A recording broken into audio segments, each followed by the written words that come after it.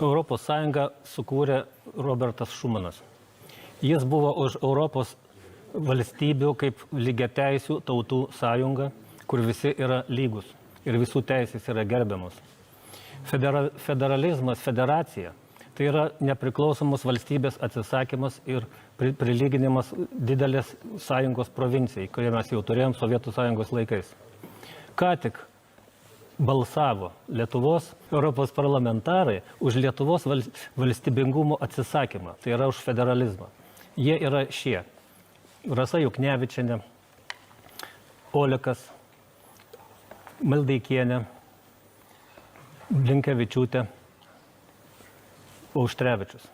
Susilaikė šiuo klausimu Lietuvai labai svarbių ir esminių Bronius Ropė, Vytautas Kubilius, Andrius Kubilius ir Liudas Mažylis. Ar jūs suprantat, kas šie žmonės padarė?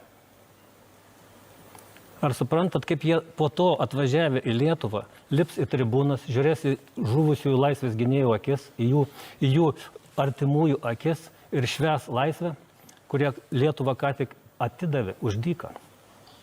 Tam, kad visi suprastumėte, kas įvyko ir atsitiko, aš turiu 37 sekundės, jos yra mano.